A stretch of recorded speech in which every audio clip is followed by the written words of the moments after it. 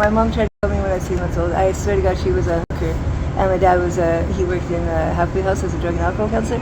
No way in hell she was a social worker, because if she was, they wouldn't have gotten married when she was 6 months pregnant. But I was 3 months old, and she took a bunch of pills when my dad was at a conference out of town. Luckily, he came home a day early, because the doctor said I had about 4 hours to live.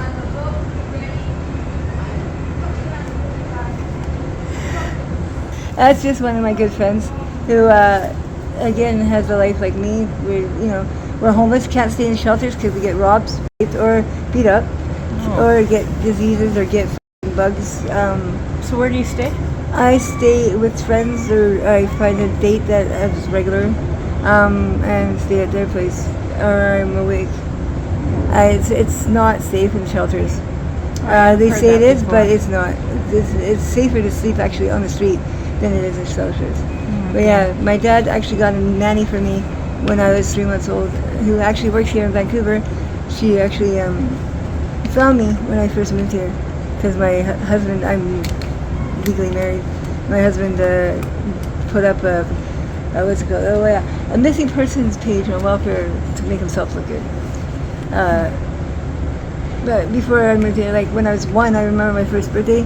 Somebody left tequila sunrise on the coffee table, and it looked like orange juice, so I drank it. My dad came home. I was walking into walls. Oh, at 1. Yeah, at 1, 2. I drank my second birthday. Again, my mom had a party, and I stole the ice cubes out of the drinks because the power was out. Just let me know if somebody coming.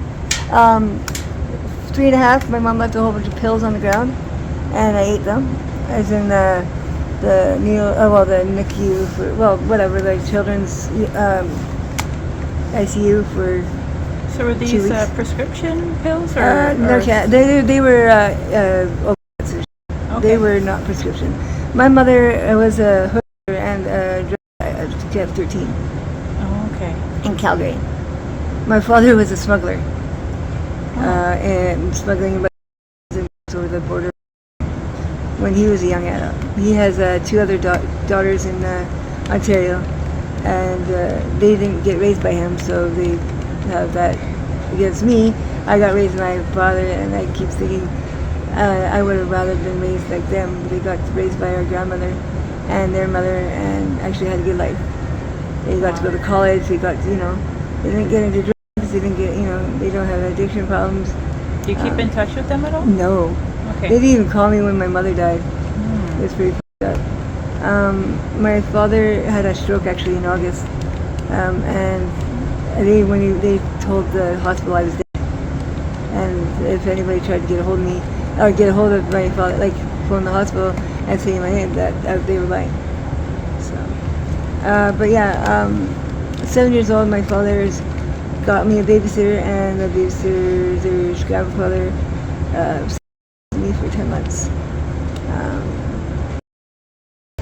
At 9, my dad had a girlfriend that moved in. She had 3 kids. I was pretty much a Cinderella type. She would beat me if I didn't do what she told me to do with taking care of the kids. I had to make their lunches, get them ready for school, get them to school, get them, pick them up after school, get them, the oldest had to do his homework. The twins, they just went to daycare, so I picked them up later. Then dinner, and then baths and bedtime, and then I would go again. So till I was 11 years old, that was a regular thing. When my dad was around, she was the perfect stepmother. But when my father wasn't around, she was the evil stepmother. And I would get. So my dad thought I was just being jealous, and so he put me into foster care. And that's where I had my first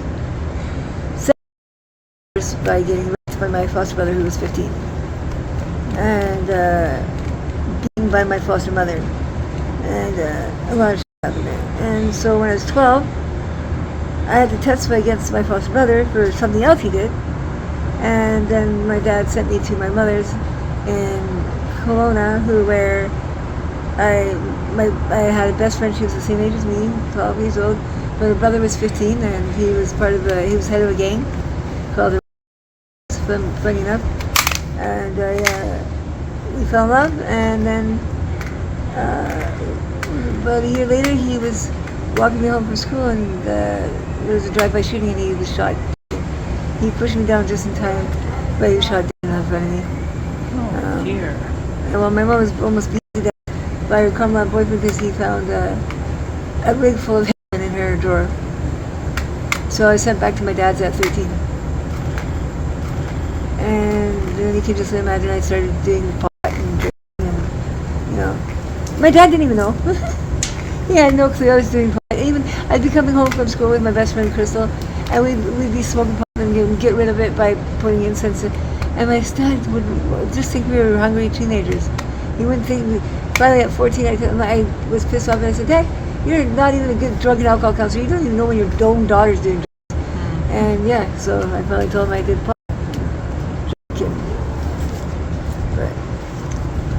Really, yeah, a lot of shit happened from them. Yeah, very sad. I got pregnant at 17.